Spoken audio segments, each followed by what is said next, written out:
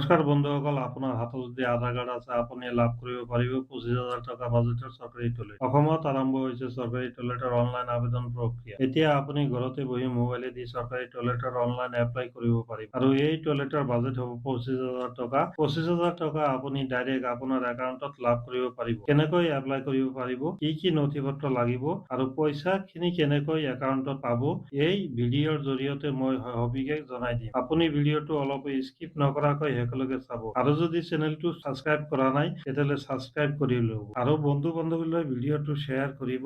আহক ভিডিঅ'টো আৰম্ভ কৰোঁ। প্ৰথমতে আপোনাৰ মোবাইলত ক্ৰোম ব্ৰাউজাৰটো ওপেন কৰি ল'ব। তাৰপিছত সাৰ্চ কৰিব স্বচ্ছ ভাৰত মিছন। তাৰপিছত এনেকুৱা পেজ এটা খোল খাব। প্ৰথমতে আবেদন কৰাৰ আগত আপুনি এই দুটা ভুল নকৰিব। এই ভুল কৰিলে আপুনি নাপাব পাৰে টকা। সেইকাৰণে আপুনি অকল চৰকাৰী টয়লেটৰ কাৰণে আবেদন কৰিলে নহ'ব, টয়লেটৰ পইচা পাব লাগিব। সেইকাৰণে ভিডিঅ'টো মই ষ্টেপ টু ষ্টেপ সকলো বুজাই দিম। ভিডিঅ'টো অলপ স্কিপ নকৰি প্ৰথমৰ পৰা একেলগে চাব, তেতিয়াহে আপুনি বুজি পাব। কাৰণ আপুনি অকলে আবেদন কৰিলে আপোনাৰ নাম ৰিজেক্ট আহিলে আপোনাৰ একো লাভ নহ'ব। সেইকাৰণে ভিডিঅ'টো একেলগে চাব। এতিয়া মই প্ৰথমতে দেখুৱাম আপুনি কেনেকৈ আবেদন কৰিব পাৰিব আৰু ভিডিঅ'ৰ মাজত আৰু শেষত জনাম আপোনাৰ নাম কি কৰিলে ৰিজেক্ট নহ'ব। আহক ভিডিঅ'টো আৰম্ভ কৰোঁ। তো ইয়াত লেফ্ট চাইডে আপোনালোকে থ্ৰী ডটত ক্লিক কৰি দিব। ক্লিক কৰি দিয়াৰ পিছত চিটিজেন চেণ্টাৰত আপোনালোকে ক্লিক কৰি দিব। তাৰপিছত এপ্লিকেশ্যন ফৰ HSL ইয়াত আপোনালোকে ক্লিক কৰি দিব। ক্লিক কৰি দিয়াৰ পিছত চাব এনেকুৱা পেজ এটা খোল খাইছে। ইয়াত যদি আপোনালোকে ৰেজিষ্ট্ৰেশ্যন কৰিছে আপোনালোকৰ মোবাইল নম্বৰ বহাই আৰু OTP-টো বহাই আপোনালোকৰ কেপচা কোডটো বহাই লগইন কৰি ল'ব। আৰু যদি আপোনালোকে এইটো ৰেজিষ্ট্ৰেশ্যন কৰা নাই তেতিয়াহ'লে আপোনালোকে যিটো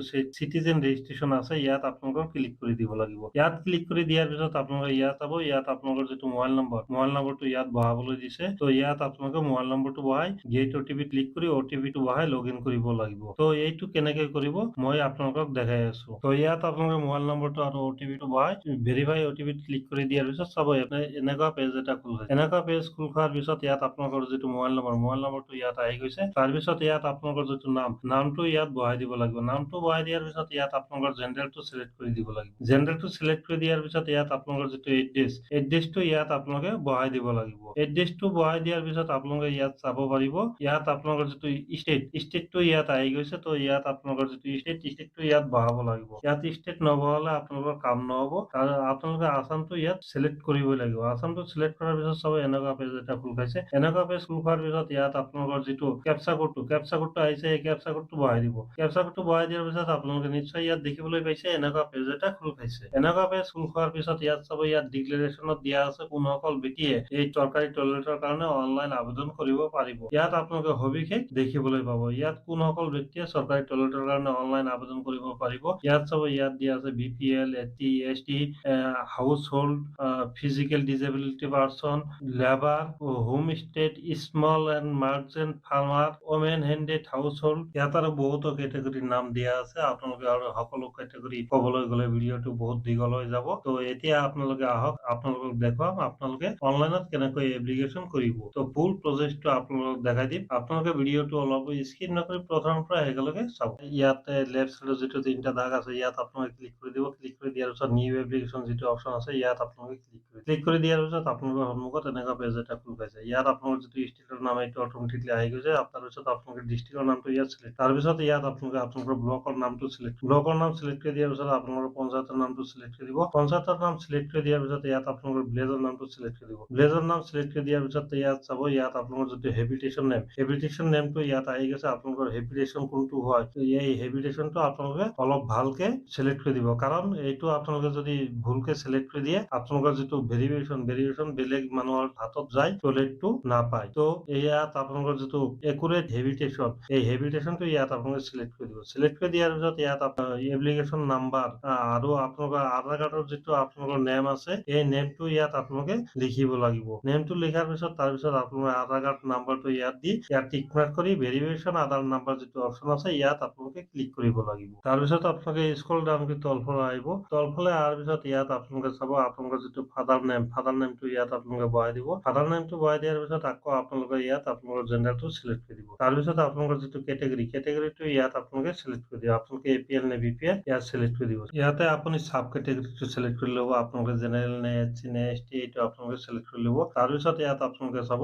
ইয়াত আপোনালোকৰ যিটো কাৰ্ড টাইপ আপোনালোকৰ আধাৰ কাৰ্ড ইয়াত দিয়া থাকিব। তাৰপিছত আপোনালোকৰ আধাৰ কাৰ্ডৰ যিটো নাম্বাৰটো ইয়াত আপোনালোকে বহাই দিয়াৰ পিছত ইয়াত আপোনালোকৰ মোবাইল নম্বৰটো বহাই দিব, ইমেইল ID টো বহাই দিব আৰু এড্ৰেছটো ইয়াত আপোনালোকে টাইপ দিব। এড্ৰেছটো টাইপ কৰি দিয়াৰ পিছত ইয়াত চাব, ইয়াত বেংকৰ ডিটেইলছ দিবলৈ দিছে। তো ইয়াত আপোনালোকে ইউৰ IFSC কোডত ক্লিক কৰি আপোনালোকৰ IFSC কোডটো ইয়াত চিলেক্ট কৰি ল'ব। চিলেক্ট কৰি লোৱাৰ পিছত ইয়াত আপোনালোকে দেখিবলৈ পাইছে নিশ্চয়, ইয়াত নেম অফ দ্য বেংক। তো আপোনালোকৰ বেংকৰ নামটো ইয়াত অট'মেটিকলি আহি যাব। তাৰপিছত ইয়াত চাব, ইয়াত ব্ৰাঞ্চ অফ দ্য বেংক। তো আপোনালোকৰ বেংকৰ ব্ৰাঞ্চটো কোন ঠাইত আছে, তো ইয়াত আপোনালোকে টাইপ কৰি দিব লাগিব। তাৰপিছত ব্ৰাঞ্চ এড্ৰেছটো ইয়াত অট'মেটিকলি আহি যাব। তাৰপিছত আপোনালোকে চাব, ইয়াত আপোনালোকৰ যিটো একাউণ্ট নাম্বাৰটো ইয়াত আপোনালোকে বহাই দিব। তাৰপিছত আপোনালোকে ইয়াত দেখিবলৈ পাব কনফাৰ্ম একাউণ্ট নাম্বাৰ যিটো আছে, কনফাৰ্ম একাউণ্ট নাম্বাৰটো ইয়াত আপোনালোকে বহাই দিব। কনফাৰ্ম একাউণ্ট নাম্বাৰটো বহাই দিয়াৰ পিছত আপোনালোকৰ বেংকৰ যিটো পাছবুক, এই পাছবুকটোৰ স্কেন কপি যিটো আছে, স্কেন কপিটো আপোনালোকে এই চ'ৰ্চ ফাইলত যিটো অপশ্যন আছে, চ'ৰ্চ ফাইল অপশ্যনত ক্লিক কৰি ইয়াত আপোনালোকৰ বেংকৰ যিটো পাছবুকৰ স্কেন কপি, এই স্কেন কপিটো আপোনালোকে ইয়াত চিলেক্ট কৰি দিব। স্কেন কপিটো চিলেক্ট কৰি দিয়াৰ পিছত অলপ সময় ল'ব আপলোড হোৱাৰ কাৰণে। তো অলপ সময় ৱেইট কৰিব। অলপ সময় ৱেইট কৰাৰ পিছত আপোনালোকে এই অপশ্যনত ক্লিক কৰি দিব। এপ্লাই অপশ্যনত ক্লিক কৰি দিয়াৰ পিছত আপোনালোকৰ যিটো এপ্লিকেশ্যন নাম্বাৰটো আছে, এপ্লিকেশ্যন নাম্বাৰটো আপোনালোকৰ চাবমিট হৈ যাব। এপ্লিকেশ্যনটো চাবমিট কৰাৰ পিছত আপোনালোকৰ হাতত এপ্লিকেশ্যন নাম্বাৰটো আহি যাব। এপ্লিকেশ্যন নাম্বাৰৰ যিটো PDF ফাইল আছে, এই PDF ফাইলটো আপোনালোকে ডাউনলোড কৰি ঘৰত ৰাখি থব পাৰিব। তো কেতিয়াবা আপোনালোকৰ ঘৰত যদি ভেৰিফিকেশ্যনৰ কাৰণে আহে, এপ্লিকেশ্যন নাম্বাৰ খোজে, তেতিয়াহ'লে এইটো আপোনালোকে দেখাই দিব পাৰিব। আপোনালোকে এপ্লিকেশ্যনটো চাবমিট কৰাৰ পিছত যেতিয়া পঞ্চায়তত ভেৰিফিকেশ্যনৰ কাৰণে আহিব, তেতিয়া আপোনালোকে এবাৰ পঞ্চায়ত অফিচত যাই খবৰ ল'ব। পঞ্চায়ত অফিচত যাই খবৰ লৈ চাব আপোনালোকৰ নামটো ঠিক আছে নে নাই। যদি ঠিক আছে, তেতিয়াহ'লে আপোনালোকে 25,000 টকা পাই যাব। আৰু যদি ঠিক নাই, তেতিয়াহ'লে আপোনালোকে পঞ্চায়তৰ যিজন প্ৰেচিডেণ্ট, এই প্ৰেচিডেণ্টৰ লগত আপোনালোকে কথা পাতিব। কথা পাতি আপোনালোকৰ নামটো ঠিক কৰি ল'ব। এতিয়ালৈকে আপোনালোকৰ যদি মোৰ ভিডিঅ'টো অলপো ভাল লাগে, তেতিয়াহ'লে মোৰ চেনেলটো ছাবস্ক্ৰাইব কৰিবলৈ আপোনালোকে নাপাহৰিব।